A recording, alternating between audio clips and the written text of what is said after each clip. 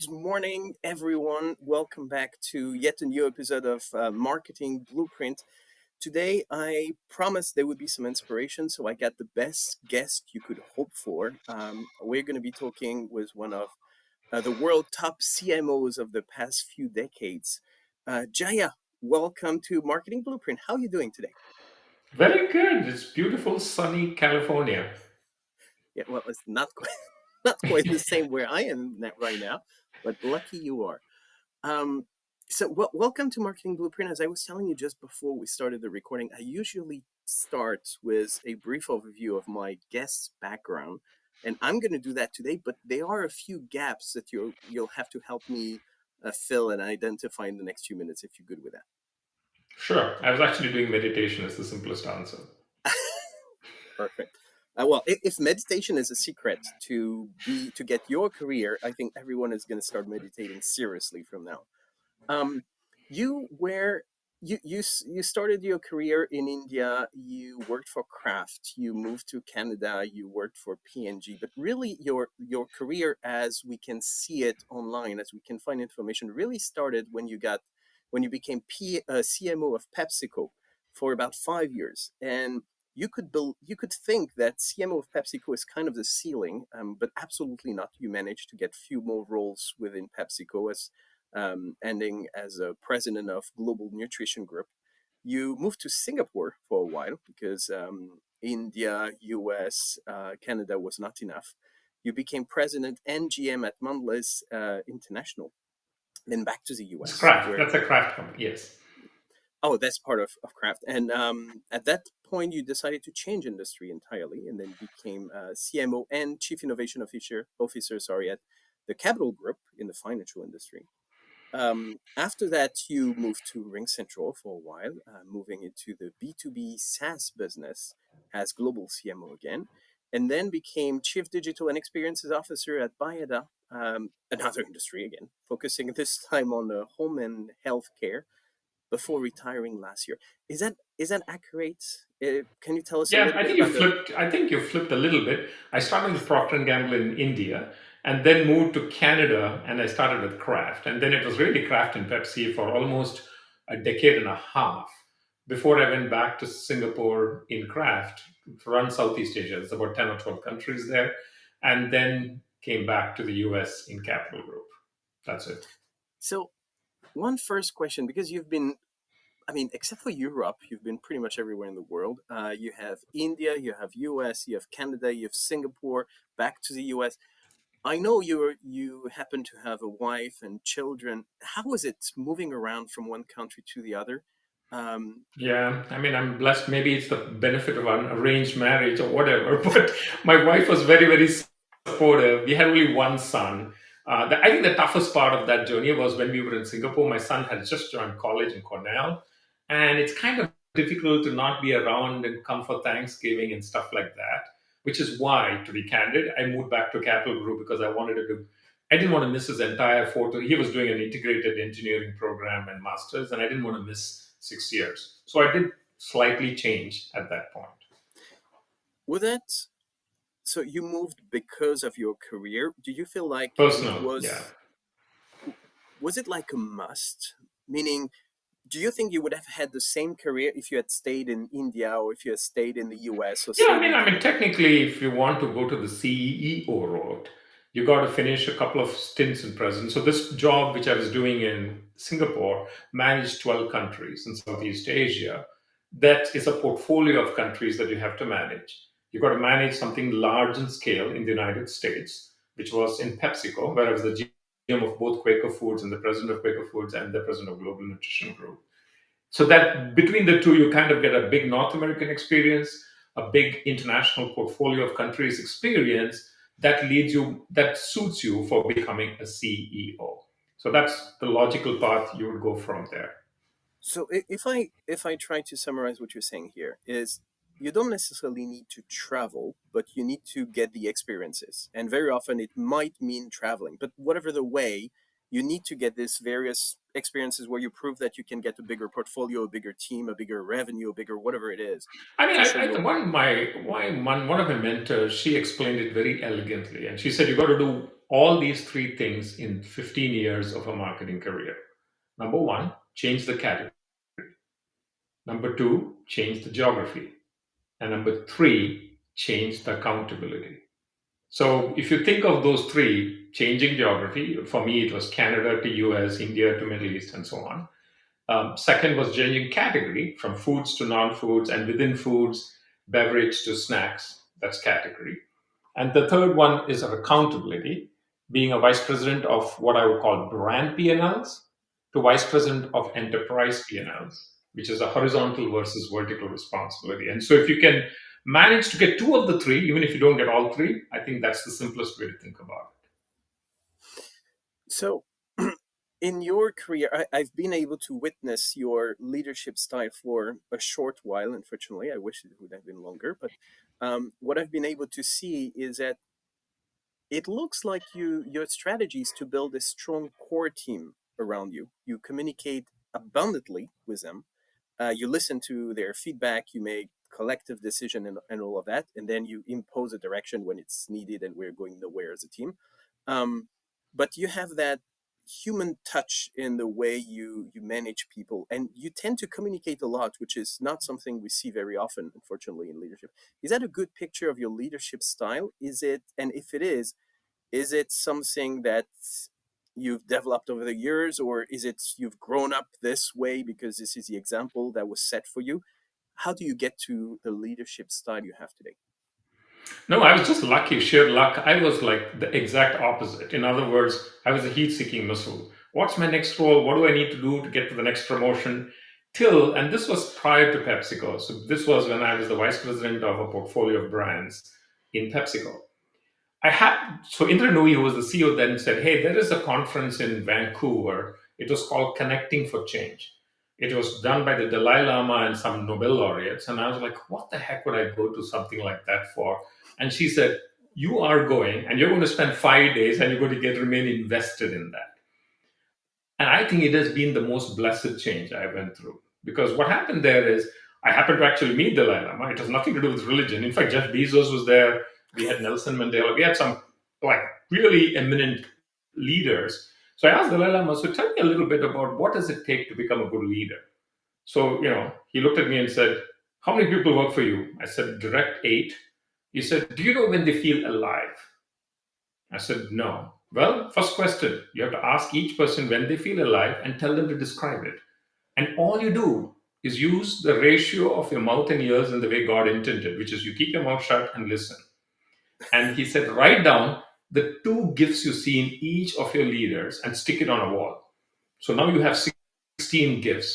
And he said, "Then bring the team in, make them feel that this how gifted the team is because of the various gifts the team has. And all you do as a leader is unlock the person's gifts that is most relevant to a business problem you're dealing with." So it kind of changes your perspective all of a sudden to understand what makes Julian alive. I remember those days when you were with me, you were so happy about the baby and the stage in your life of the baby. And that's what made you alive whenever I spoke to you. And so every time in a conversation, I ensured that aliveness was brought out. And then that became a nurturing part. You were a nurturing marketer. So every time I needed a gift of nurture, because of the baby stage and where you were, it was a very powerful way to get you into positions that helped you grow. So it's very simple. I mean, Dalai Lama maybe is the world's best CMO in my view, but the way he expressed it made a fundamental shift. And I would say the second one is my direct boss in PepsiCo was a servant leader.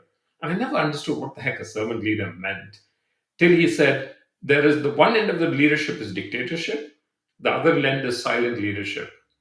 And silent leadership is you don't have to open your mouth and your team is the one that gets all the glory. If you have the courage and conviction to do that consistently, you become a silent leader. So I think those two characteristics, your job is to help serve the team, understand their gifts, and make sure that they see potential in themselves that they have not thought of themselves.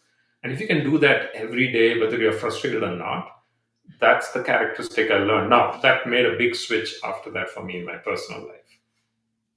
So you and I have both had the chance at some point of our career to have a servant leader above us, someone who does care of your well-being and your personal growth and all of that.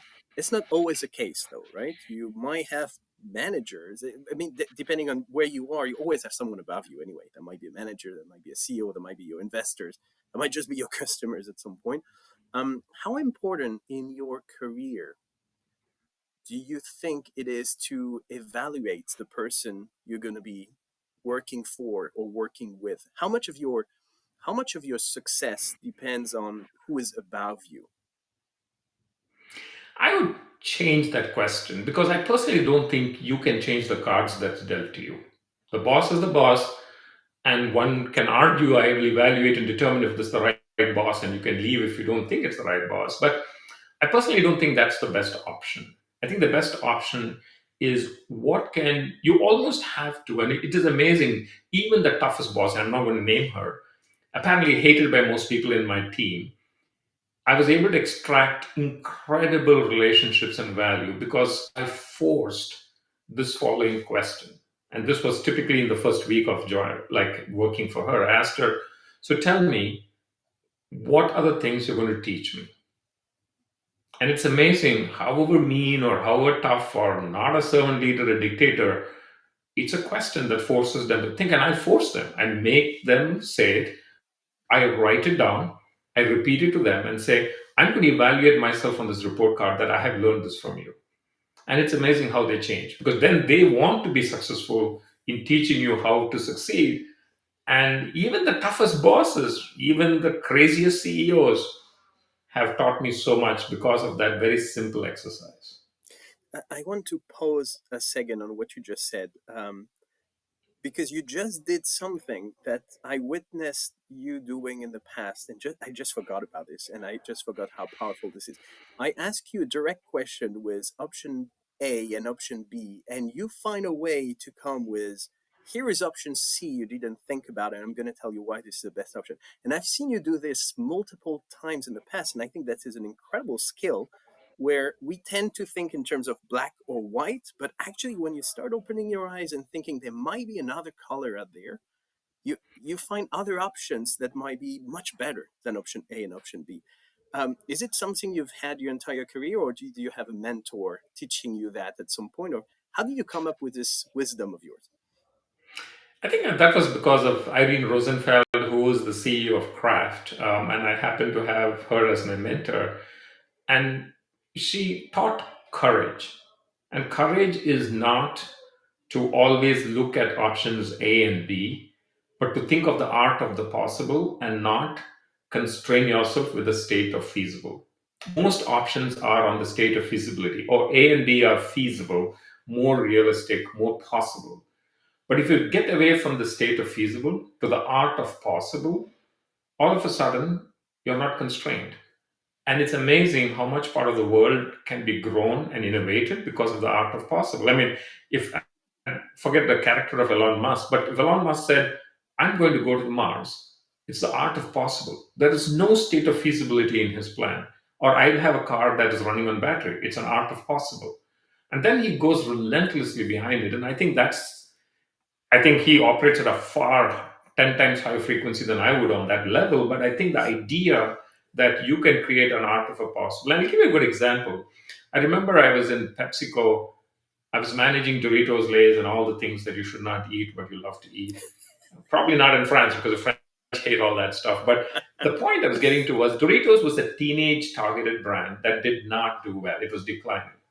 I once remember sitting in 7-Eleven with a bunch of young teens and asked them, what could you do if you were running this business? And they said, well, I'll give me a stage, the world's biggest stage to show my talent.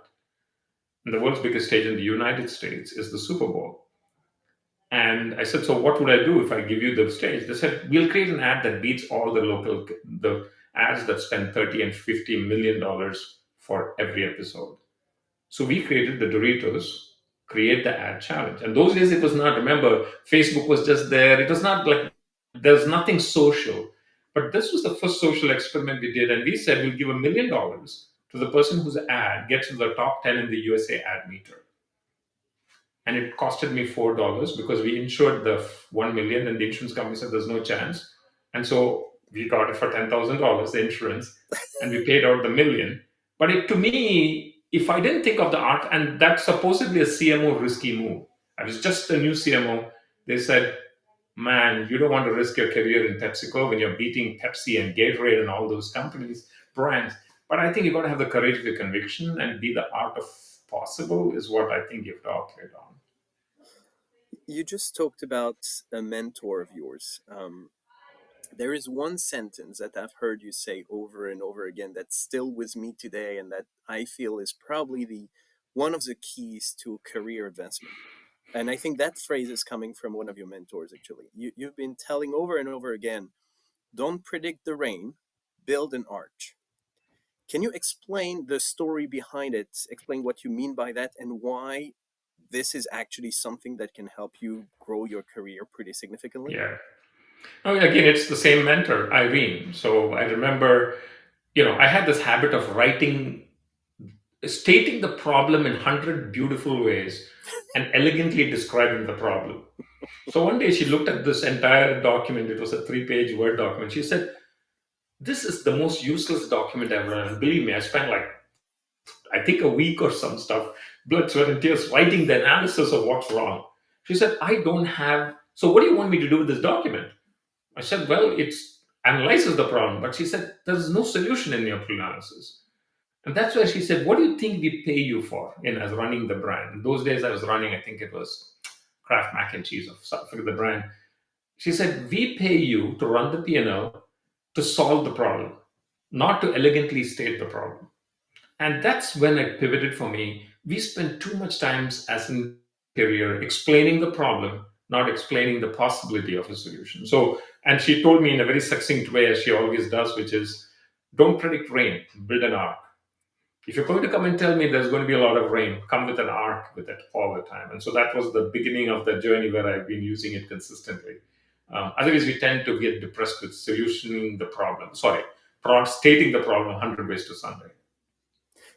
And I mean, that worked out pretty well for you. I think that's actually something that's incredibly smart in one's career um, to show to your manager or whoever is above how valuable you are. That it's fairly easy to complain and to point out the problem. It's way more difficult to come up with solutions that can actually fix that problem. So it's great because it changes your perspective. It's also great because you're just showing the value that you can bring, and you're now the Yeah, person who fixed it. yeah, and I'm not even sure if it's about showing value as much as solving the real problem, right? And I'll tell you the risk in that. The risk is the solution may completely fall flat, and you should be okay to take that risk because it's like the other coach used to say, Wayne Gretzky showed, right? You miss 100% of the goals you don't shoot. So yeah, if you shoot some and you miss, so be it. I think once you get the courage of your conviction, I think the rest, it is not about getting promoted. It's not about I'm solving something wonderful. It is that I'm going to give my best shot. And some of those best shots fail. And I should have enough respect, trust, and a relationship with my manager that knows I have a safety net if that does occur.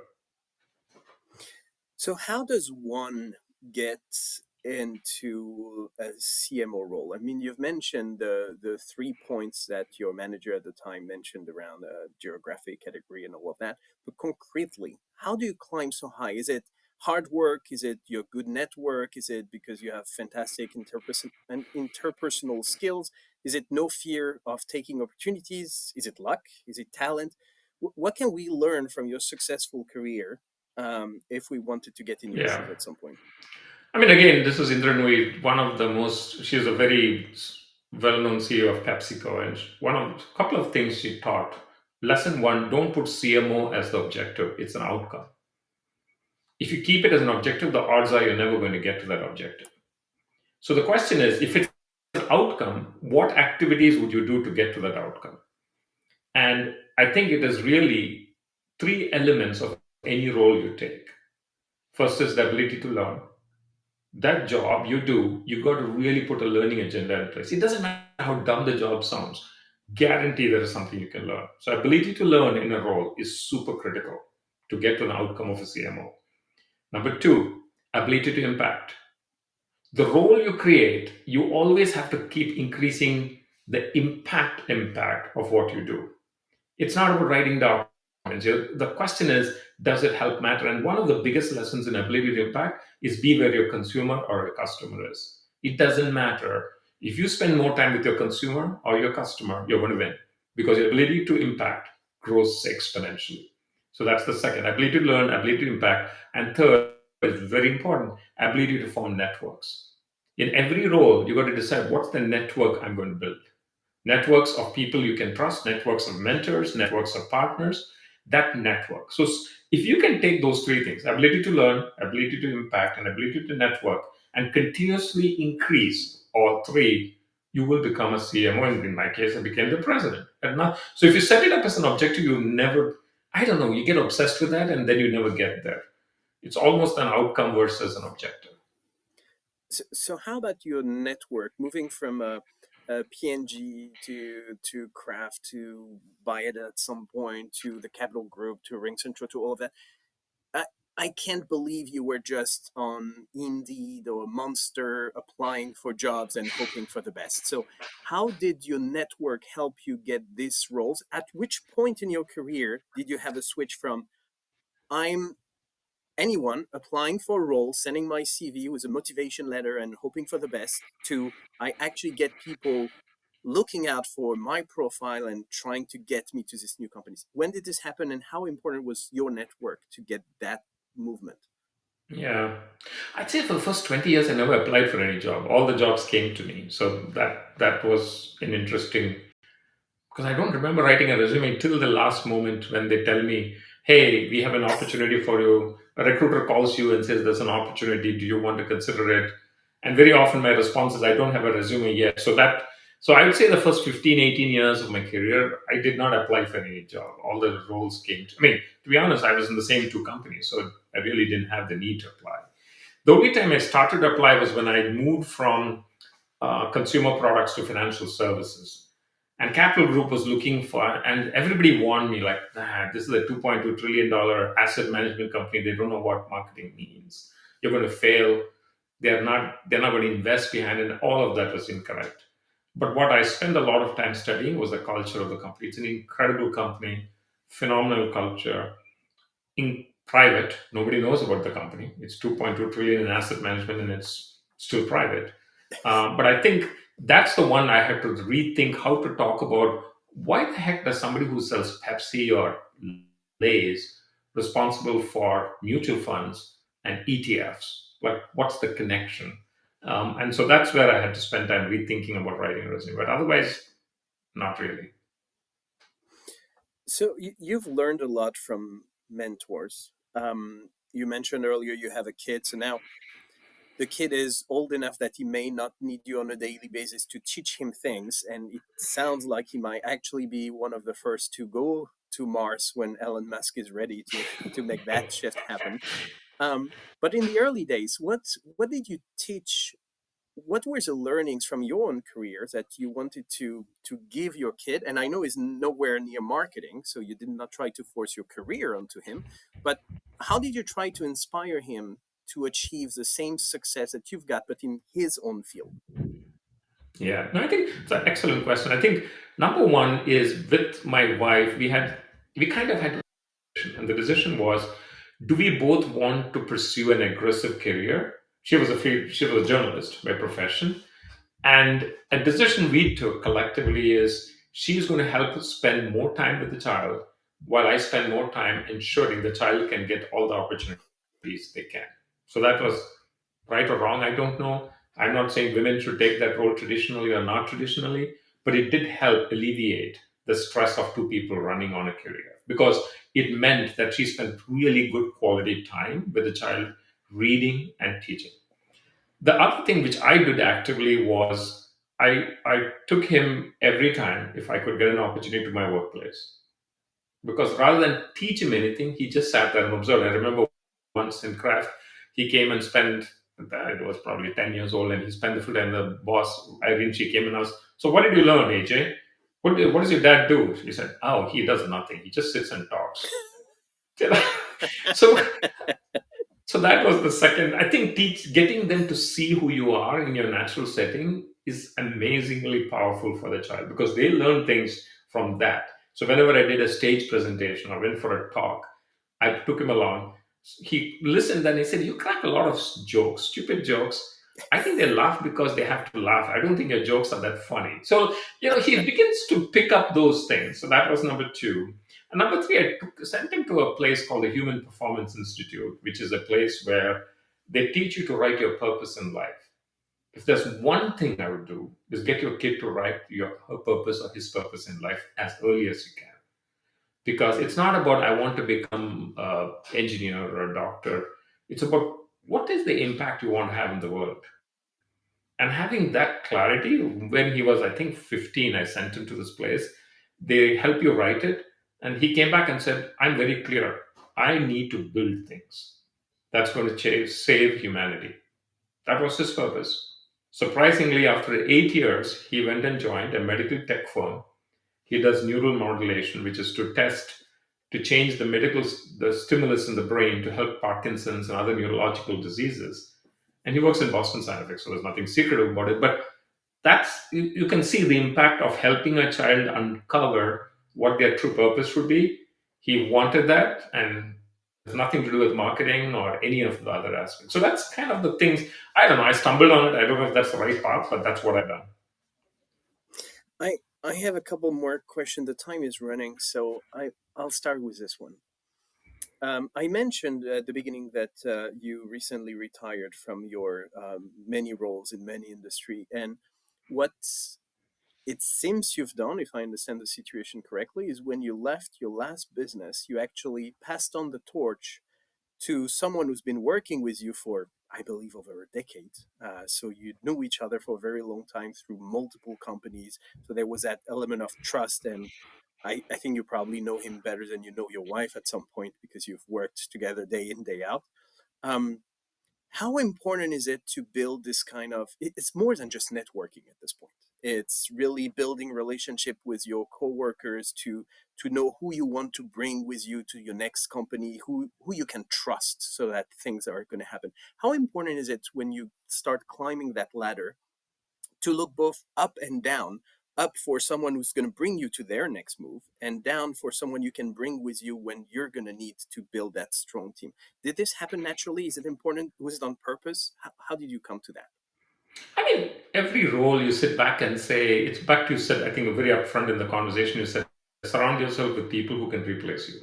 You almost have to start that with the principle, because if you don't hire people who can replace you, then you're not going to build a powerful team, and you will not build relationship, because people who can replace you are going to challenge you, and they're going to ask you to tell me, what the heck, why would you want to be my manager, what are you going to teach me, right? So I think that to me is the principle. And then time builds trust, time builds relationships, and trying having fun, by the way, is so critical to really. You gotta, if in a if a meeting does not have laughter, then something wrong with the company or something wrong with your leadership, right? So you gotta, like, what the heck? We gotta live in what, average American age is 82 or 85. You got 8 decades, and 3 or 4 decades of that is going to be in the workplace. And if you don't have fun doing that, you're not going to have anybody behind you. So part of it is really, if they enjoy your company, people join leaders not because of their intellectual superiority. It's because of how you make them feel. It's about how you make people feel happy, feel comfortable, feel like when they fail that you're around, if they stumble that you can catch them. And that's all you need. Once you do that very well and consistently, you get many people who will come and join you if you have to go to the Mars. I must tell you, that's probably one of the most inspiring 30 minutes I've had in a very long time. So I'm super grateful that you accepted talking to me today. I have one last question, but you've covered so many things. I'm not sure you're still going to have an answer for that one. If you had a single piece of advice to give new generations of marketers who are thinking about their career, and I understand now CMO should not be the objective, should be the outcome, but if they wanted to get there at some point, is there something more that you haven't told us today that you would add that would be the single piece of advice you would give new generations who want to get there? Well, I think it's a quote again from my mentor, and she said this: If you try to get into a rat race, you'll become a winning rat. And so you got to play the marathon. Don't try to get into a rat race. Don't try to win because you're going to be a rat that wins. So the metaphor she was trying to say is don't get into a rat race. You'll become a winning rat. So try to stop being in the get into a race. Don't worry about your next job, your next position, your next role, next whatever. If you do the three things, learning, impact, and networks, you will automatically happen. It's very difficult to trust yourself to do it. And I personally didn't do it for the first 5 years. I was like, man, that's bullshit. That's great philosophy. I need to do this. But I think once you get something clicks in your mind and you get that confidence, you don't have to worry about anything. Outcomes happen. I will need to get the phone number of that person. We need her. She's retired, but she's a phenomenal leader. If there's anything I've been successful, is because of her. So Well, a huge thank you, Jaya, for the huge dose of inspiration this morning. Um, I had very high expectations, and as usual, I'm not disappointed. So big thank you for accepting my invite, and thank you everyone for watching today's episode. Thank you again, and have a beautiful day, Jay. thanks a lot.